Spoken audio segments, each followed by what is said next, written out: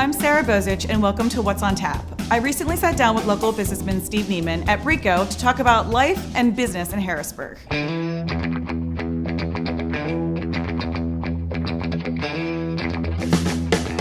You're actually originally from Pittsburgh. Correct. And you asked me when I told you my family's from there, one of my favorite questions also to ask people is, how did you get here and why did you stay? My best friend's dad was a very powerful Democrat attorney in Pittsburgh, and he and my parents decided I was going to Harrisburg. Milton Shapp was in office. So I flew up here in 1972, the year of the flood, right after the flood, and he actually had a plane. He flew me up and he said, you have these 4 interviews, and one was in the tourism department, one was in international commerce, and I would travel with the secretary to Belgium because Pennsylvania has an office there. There was another one, and the other job was checking inheritance tax records all day. Take a form, it was in, make a check.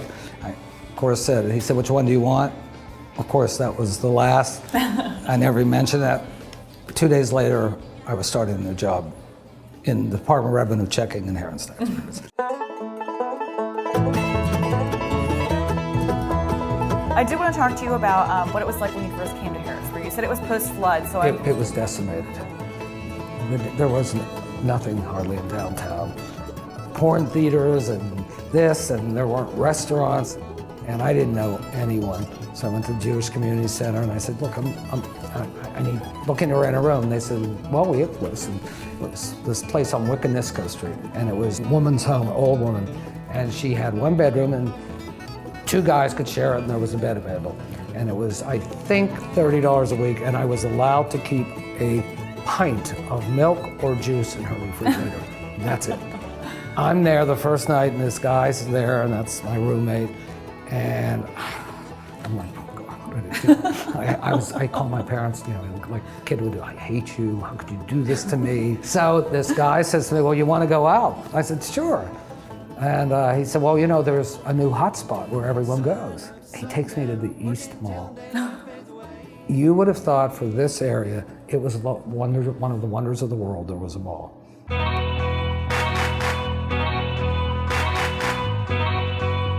Because you were a political science major in college, is that correct?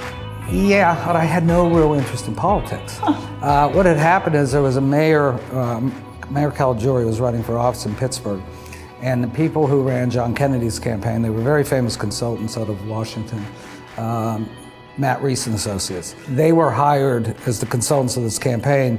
So my friend's father who got me here before that said to them, he's gonna be your advance man. He's not being paid, and that's what I was with the candidate day in, day out. And he had a vision of a political future for me. I had no such vision. Well, I worked for Milton Shapp the last 2 years of his first term and then his full second term. They found out that this kid who was working in the Department of Revenue was trained by this Matt Reese Associates. He was running for office. They thought I was some seasoned politician. I was summoned to the governor's office.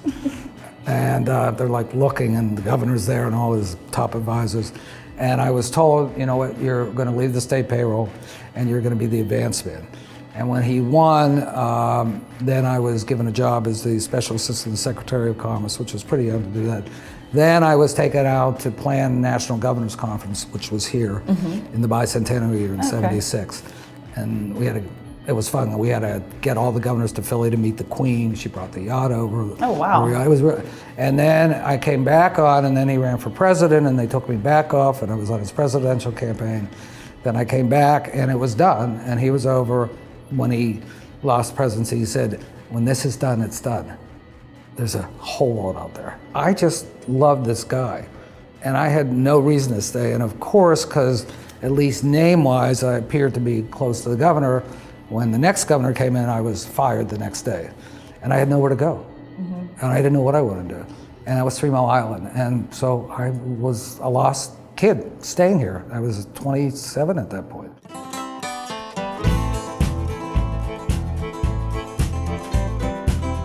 So when you eventually got into advertising, did you find that you just loved it, had a passion for it? I mean, how did that click for you? I was working in a men's store called The Haberdashery, One named Ruth Abrams owned it, and I was working there part-time. And she said to me, I need advertising or something. I said, well, I know someone, and I didn't even know the word freelance, someone in state government that does that. I called him, he came in, he said, well, what do you want people to think about this place? And I said, well, I know what I want. And I was always into clothes. I would go on buying trips. I said, here's the vision, my vision. And she looked at me, she said, that's it. And from that, a brand was built. And when that launched, it was pretty progressive, especially for back then. These calls came in, and I said to my best friend, I don't know why, this is what I should do, help me, join me, and we never looked back.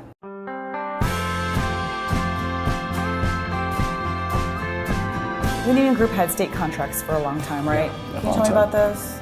Many years ago, when the whole AIDS issue came out, and there was funding, and we did a really huge campaign on AIDS awareness. One of the issues was we were becoming known as a state agency. Mm-hmm. And when we go into pitches, like I remember, I think it was Sheets, and we won that account, and we did the whole MTO and the stuff and all that.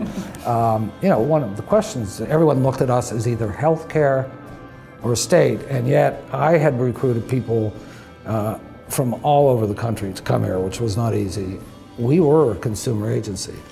So when we stopped doing state business is when the agency, in the last 3 years, has just blossomed.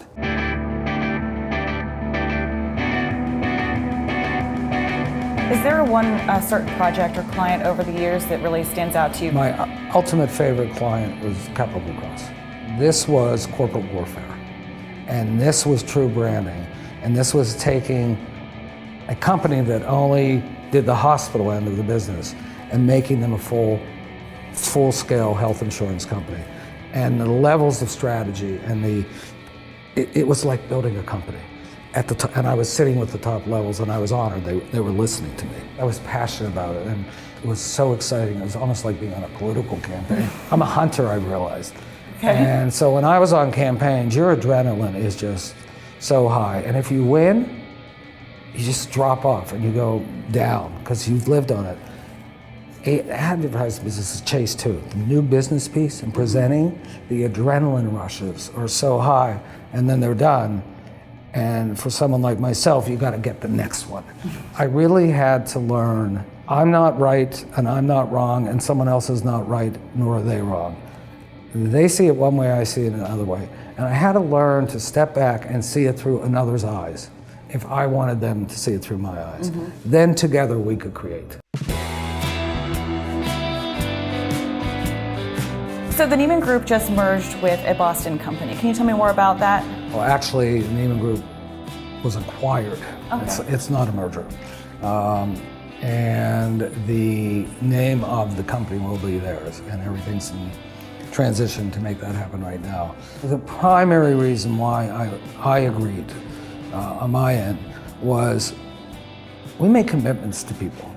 We made commitments to our employees. We recruited, even affiliate, amazing people. And we promised them we were going to grow this. When we did this, they were part of every discussion. There's no layoffs happening. And to get where that agency is now would have taken us years if we would have gone there. They had it right. Culturally, it was a perfect fit. My job always was to lead a business, which was now Tim's job and my job still, to keep growing and going and have a larger vision and not stop. And this was a huge opportunity to do so.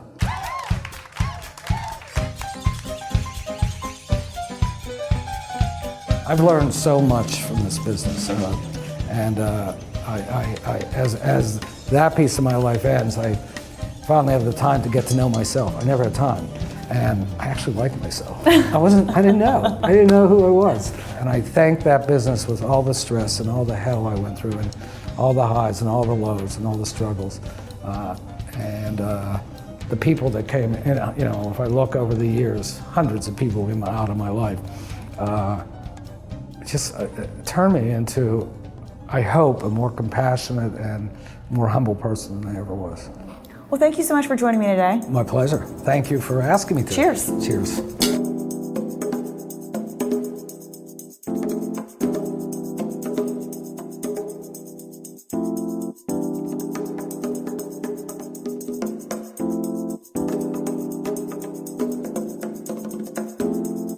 I finally realized by getting out of the business, getting my ego away from it, I gave myself a gift.